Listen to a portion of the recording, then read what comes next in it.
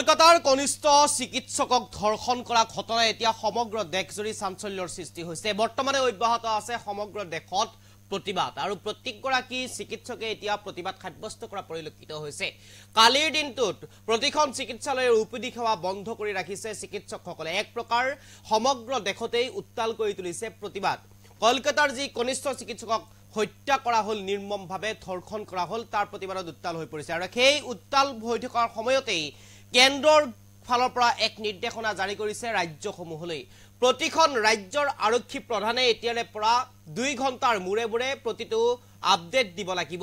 2 ঘণ্টাৰ মূৰে মূৰে আপডেট দি থাকিব লাগিব কেন্দ্ৰলৈ। আৰু কেন্দ্ৰৰ ফালৰ পৰা যি ইমেইল প্ৰদান কৰা হৈছে বা যি ফোন নম্বৰ প্ৰদান কৰা হৈছে, হোৱাটছআপ নম্বৰ প্ৰদান কৰা হৈছে, সেই নম্বৰত ইতিমধ্যে প্ৰতিখন ৰাজ্যৰ আৰক্ষী প্ৰধানে ইমেইল যোগে হওক অথবা ফোন যোগেই হওক ৰাজ্যৰ আইন শৃংখলাজনিত ঘটনাৰ আপডেট দি থাকিব লাগিব শেহতীয়াভাৱে। আৰু এই নিৰ্দেশনা জাৰি কৰিছে কেন্দ্ৰৰ ফালৰ পৰা।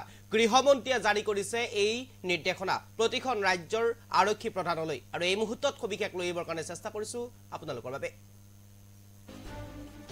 এতিয়াৰে পৰা প্ৰতি 2 ঘণ্টাৰ মূৰে মূৰে কেন্দ্ৰলৈ প্ৰেৰণ কৰিব লাগিব ৰাজ্যৰ আইন শৃংখলাৰ খবৰ। চিকিৎসক কাণ্ডক লৈ দেশজুৰি হৈ থকাৰ প্ৰতিবাদৰ মাজতে এই সিদ্ধান্ত কেন্দ্ৰৰ। কেন্দ্ৰীয় গৃহ মন্ত্ৰণালয়ে প্ৰতিখন ৰাজ্যলৈ প্ৰেৰণ কৰিছে এই বিশেষ বাৰ্তা। আইন শৃংখলাৰ প্ৰতি লক্ষ্য ৰাখি এই সিদ্ধান্ত কেন্দ্ৰৰ। কলকাতাৰ ঘটনাৰ ন্যায়িক ৰায় নিদিয়ালৈ এই সিদ্ধান্ত বাহাল থাকিব বুলি ইতিমধ্যে উল্লেখ কৰিছে কেন্দ্ৰৰ ফালৰ পৰা। আৰজিকৰ ঘটনাক লৈ এই বৃহৎ নিৰ্দেশনা কেন্দ্ৰৰ। চিকিৎসকসকলৰ প্ৰতিবাদৰ পিছতে গৃহমন্ত্ৰীৰ এই নিৰ্দেশ প্ৰতিখন ৰাজ্যৰ আৰক্ষী প্ৰধানলৈ। প্ৰতি 2 ঘণ্টাৰ মূৰে মূৰে এতিয়াৰে পৰা প্ৰতিখন ৰাজ্যৰ আৰক্ষী প্ৰধান সষ্টম হৈ থাকিব লাগিব এতিয়াৰে পৰা।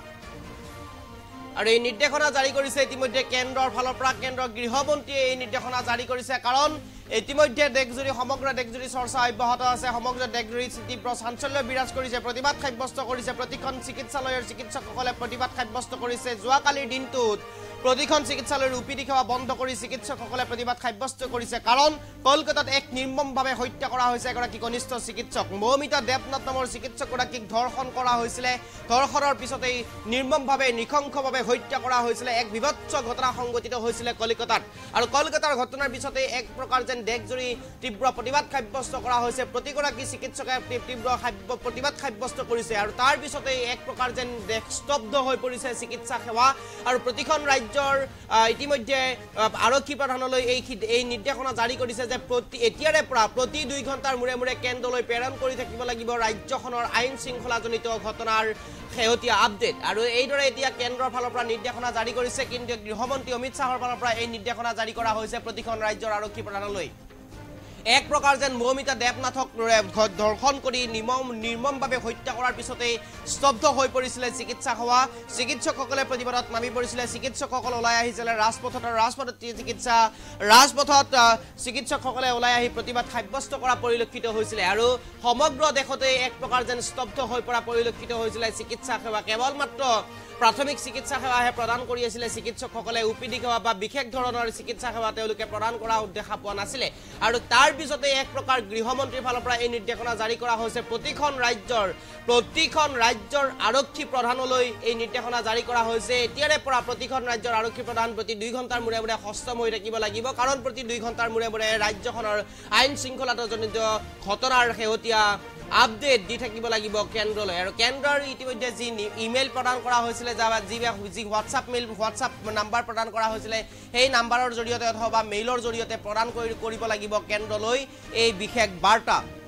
আৰু তাৰ এক প্ৰকাৰ যেন আমি ইতিমধ্যে উল্লেখ কৰিছোঁ কলকাতাৰ যি চিকিৎসক ধৰ্ষণ কাণ্ড এক প্ৰকাৰ যেন স্তব্ধ কৰি পেলাইছিলে সমগ্ৰ দেশ। আৰু সমগ্ৰ দেশতে এই প্ৰতিবাদ সাব্যস্ত হৈছিলে। আৰু প্ৰতিবাদ সাব্যস্ত হোৱাৰ পিছতেই এক প্ৰকাৰ যেন উত্তপ্ত হৈ পৰিছিলে সমগ্ৰ দেশ। আৰু তাৰ পিছতেই কেন্দ্ৰৰ ফালৰ পৰা এই নিৰ্দেশনা জাৰি কৰা হৈছে। আৰু চিকিৎসক মৌমিতা দেৱনাথক নিৰ্মমভাৱে হত্যা কৰা হৈছিলে বিভৎসভাৱে ঘটনা সংঘটিত কৰিছিলে বিভৎস ঘটনা সংঘটিত কৰিছিলে সেই চিকিৎসক মৌমিতা দেৱনাথৰ লগত এক প্ৰকাৰ যেন চিকিৎসকসকল সুৰক্ষিত নহয় বুলি উল্লেখ কৰিছে চিকিৎসকসকলে মহিলা চিকিৎসকসকল সুৰক্ষিত নহয় বুলি উল্লেখ কৰিছে ৰাজপথেই হওক বা অথবা চিকিৎসালয় হওক এখন চিকিৎসালয়ৰ মহিলা চিকিৎসকসকলে জিৰণি ল'বলৈ এটা বিশেষ স্থান নাই বুলিও তেওঁলোকে উল্লেখ কৰিছে প্ৰতিবাদত তাৰ পিছতেই এক প্ৰকাৰ যেন সমগ্ৰ দেশতেই এই প্ৰতিবাদ সাব্যস্ত কৰা পৰিলক্ষিত হৈছে চিকিৎসক মৌমিতা দেৱনাথক হত্যা কৰা ঘটনা ধৰ্ষণ কৰা ঘটনাই দেশজুৰি কঁপাই তুলিছে দেশজুৰি খলকনিৰ সৃষ্টি কৰিছে এক প্ৰকাৰ যেন সেই নিৰ্ভয়া কাণ্ডৰ দৰে ঘটনা সংঘটিত হৈছে কলকাতাত আৰু তাৰ পিছতেই আৰক্ষী প্ৰশাসন সষ্টম হৈ পৰিছে আৰু ইতিমধ্যে কেন্দ্ৰৰ ফালৰ পৰা নিৰ্দেশনা জাৰি কৰা হৈছে কেন্দ্ৰৰ ফালৰ পৰা নিৰ্দেশনা প্ৰেৰণ কৰিছে চিকিৎসক মৌমিতা দেৱনাথৰ হত্যাকাণ্ড সংঘটিত হোৱাৰ পিছতেই এই নিৰ্দেশনা প্ৰেৰণ কৰা হৈছে যে প্ৰতিখন ৰাজ্যৰ আৰক্ষী প্ৰধানে এতিয়াৰে পৰা প্ৰতি 2 ঘণ্টাৰ মূৰে মূৰে আইন শৃংখলাজনিত খবৰ প্ৰেৰণ কৰিব লাগিব কেন্দ্ৰলৈ আৰু প্ৰত্যেকখন ৰাজ্যৰ আৰক্ষী প্ৰধান আৰু এতিয়াৰ পৰা সষ্টম হৈ থাকিব লাগিব প্ৰতি 2 ঘণ্টাৰ মূৰে মূৰে প্ৰদান কৰিব লাগিব ৰাজ্যৰ শেহতীয়া আইন শৃংখলাজনিত ঘটনাৰ